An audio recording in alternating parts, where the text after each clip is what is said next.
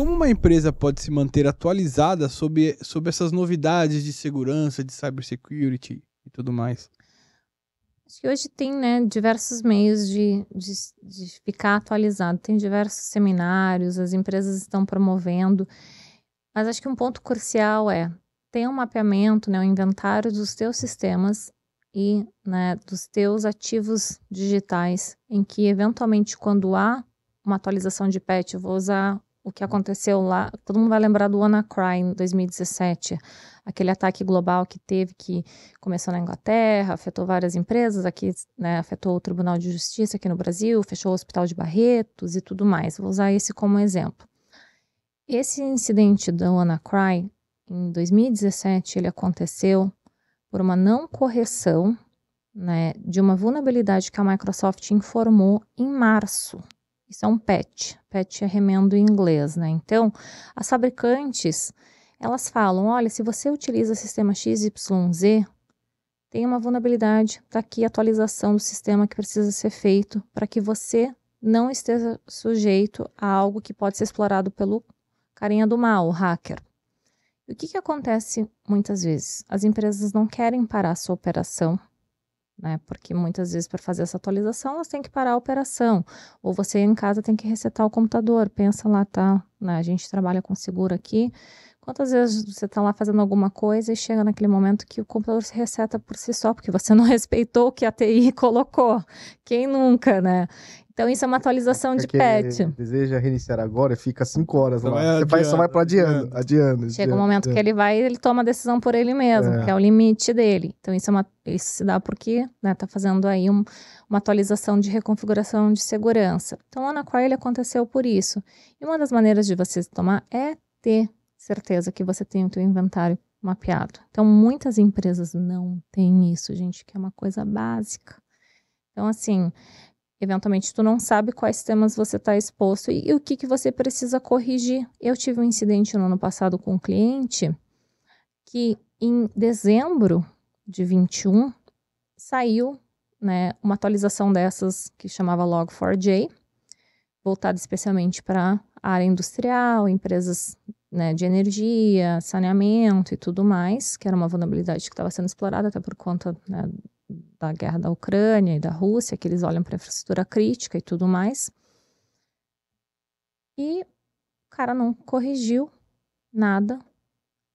E aí o incidente se deu em setembro, tá? Quando a gente avaliou a perícia forense, porque fica tudo registrado, é que nem digitais, tá, gente? Não se apaga tudo no universo online, se deixa logs. Então, como a gente consegue comprovar que aconteceu um incidente através de logs, que é como se fosse a tua digital lá no ambiente, né, online. Então, os logs comprovaram que esse cliente teve um incidente porque ele não aplicou o patch, que saiu em dezembro. Então, em abril, o hacker explorou essa vulnerabilidade. Ele, opa, olha que eu encontrei uma porta aberta aqui, que eu posso, né, um túnel para entrar. Ele se movimentou lateralmente dentro da organização, chegou na joia da coroa e, desligou tudo de setembro do ano passado. E é isso que acontece. Então, uma das maneiras, inventário. Ô Marta, nossa, cara, que doideira isso.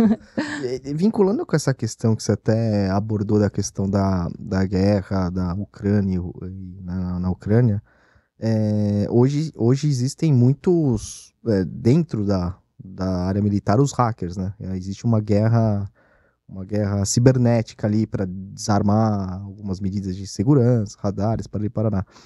Isso, fora Brasil, que não tem, existe uma cobertura para, tipo, guerra, esse tipo de coisa, ou excluído? Então, seguro, guerra cibernética? É normalmente excluído. Na maioria das apólises, né? É excluído, tá? Mas aí como que você vai comprovar que foi um ato de guerra? A não ser que declarado. Então, assim, por exemplo, eventualmente, né, os hackers lá, russos e ucranianos, estão numa briga ferrenha de cada um se desligar um sistema dia sim, dia não, né? Uhum. Só que esses malwares, essas maneiras de atacar, elas muitas vezes acabam vindo para o nosso universo, porque a Deep Web é terra de ninguém, tá, gente? Quem pensa que navegar na Deep Web é mega complicado, não é, tá? Você pode, eu tenho acesso pelo meu celular, Nossa, por exemplo. eu nem quero entrar, cara. Tenho medo de ver as coisas que tem lá, meu. Só que ela funciona com louco. códigos, então não é tipo, vou lá, tem um Google, não sei o quê. Não, é tudo com numerozinhos e códigos que você tem que saber para Decifrar ali. conseguir entrar nas páginas certas. Enfim, então lá eles jogam, né, enfim, outras maneiras de ataques, às vezes, né, coisas que estão voltadas para um determinado sistema, né, e que fabricantes, que empresas brasileiras também utilizam aqueles mesmos sistemas, né, e que aí pode eventualmente respingar aqui. Só que a gente não está sendo alvo de guerra. E aí, vamos dizer que aquele malware especificamente, aquele tipo de vírus, foi criado pela Rússia, que era para impactar, né, como um ato de guerra contra a Ucrânia. Como que você vai, né, comprovar isso? Obviamente vai caber uma discussão, minha opinião, assim, daí aqui é a opinião de especialista, não é um reflexo do mercado de seguro como um todo, que vai caber discussões com a seguradora e vai gerar uma dorzinha de cabeça. Mas eu acho muito difícil eles conseguirem fazer uma exclusão explícita, a não ser que venha e diga-se, né, eu, nação X, decidi atacar, né, o Brasil ou a empresa XPTO como um ato de guerra. Eu acho que fora... Mas, por exemplo, vamos usar um exemplo.